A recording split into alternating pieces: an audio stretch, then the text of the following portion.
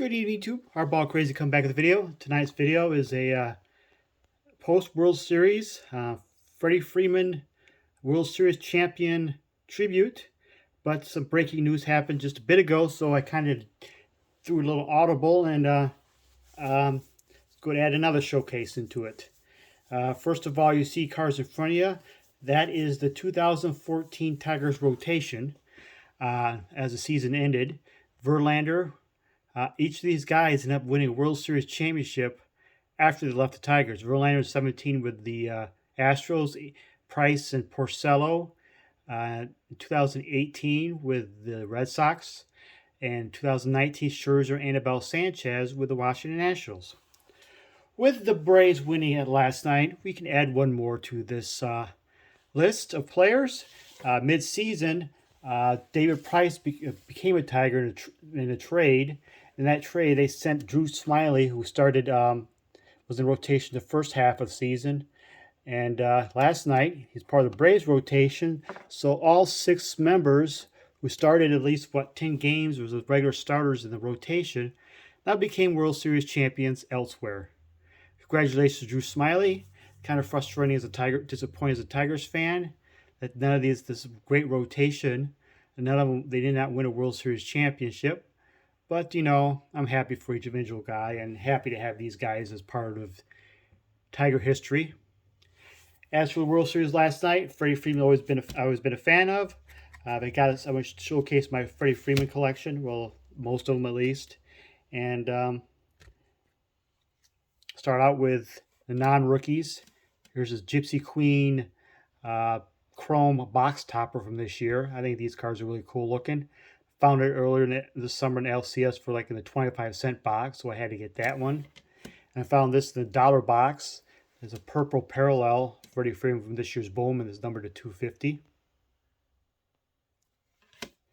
2019 update, Freddie Freeman purple Meyer parallel. And the 2019 Topps Chrome refractor. There's a few Freddie Freemans there. None of the rookie cards I have is Topps Lineage. Kind of a cool, cheap card of them. Bowman Chrome.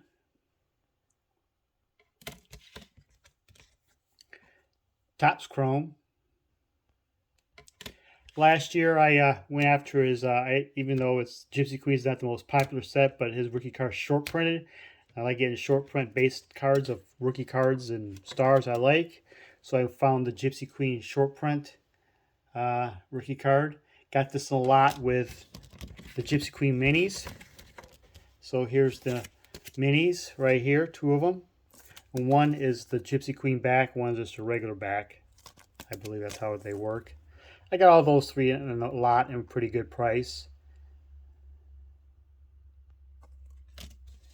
And here's this Topps Heritage rookie card.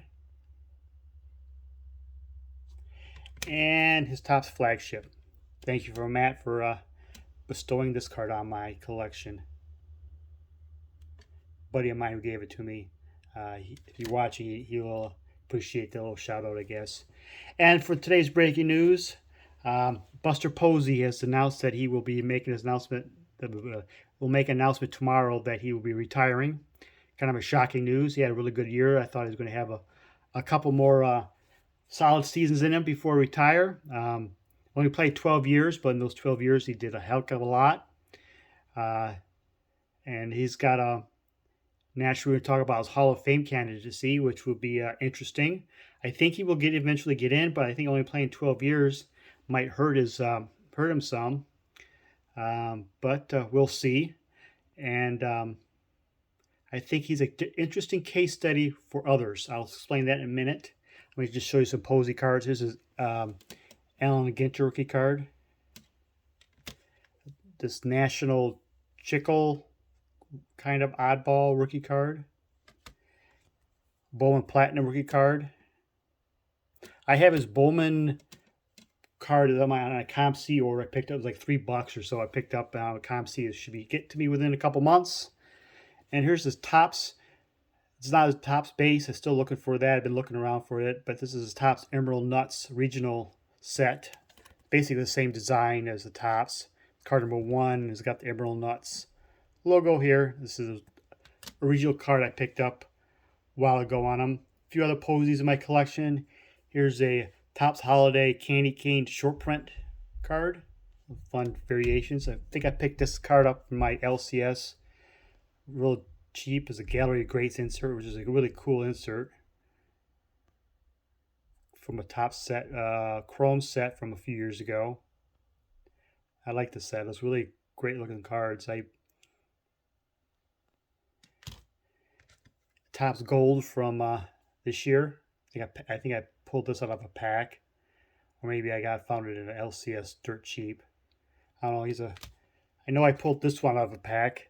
Pink Refractor. And I bought this one because I wanted a card with somebody mask to kind of showcase U.S. history, I guess. There's a short print photo variation. And here's a 2010 Topps insert. 2020 insert from 2010. Kind of a cool card. That's for my Buster Posies. As for his Hall of Fame candidacy, I think he's going to be a good, interesting case study.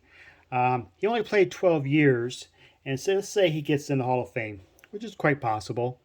I think that adds to the legitimacy or the likelihood that somebody who started a little later in their career, who's active right now, and might not accumulate the amount of years to get Hall of Fame stats, or but their peak was very, very good. I'm thinking, say, Jacob deGrom comes to mind. He started later in his career, but I don't think he's going to have spend long enough to accumulate a Hall of Fame stats. Also, I'm thinking Jose Abreu started a little later in his career. JD Martinez started a little later in his career. Those three things, I think, if you're a fan of one of those three guys, I think you might be rooting for Posey to get in the Hall of Fame, because I think him only playing 12 years of being excellent in those 12 years helps those guys out, because I don't think they'll be playing, say, 15 to 20 years, but they're going to play, say, 12, 13, 11 years or so. Hall of Fame player.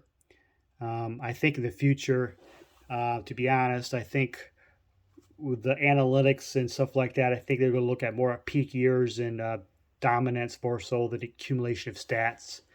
I think that's going to be the new generation of voters we're going to look at. So if Posey gets in, I think those three are interesting case studies for those three.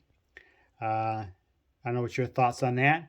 And one other person, if Posey gets in the Hall of Fame, I think it adds a lot of legitimacy and argument for one other former catcher who had a shorter career into the Hall of Fame. That's Thurman Munson. He only played like 12 years before his tragic death. Yet those 12 years are quite similar. If you look at the stats between Posey and Freeman, they're quite similar. And if Posey gets in, I would definitely think Thurman Munson, next time he's up in a Veterans Committee box, I think he might very well get in too. So if you're looking for a Thurman Munson rookie card, get him in the next 5 years or so, 5, 6, 7 years. I think, or Thurman Munson cards in your collection, it might be a good buy in the next few years. There's a reason why there's a 5-year wait, because right now, if everybody say, oh, Posey's a Hall of Famer, but take 5 years from now and take a new sight to everything and see what goes on. I think he eventually goes in, but only 12 years, I think, hurts him a little bit. But that's my thoughts, and that's my Freddie Freeman / Buster Posey showcase and some Hall of Fame thoughts. What are your thoughts? Do you agree? Disagree? Do you think I'm out of bounds here? Let me know. Fair or foul? Thank you for watching.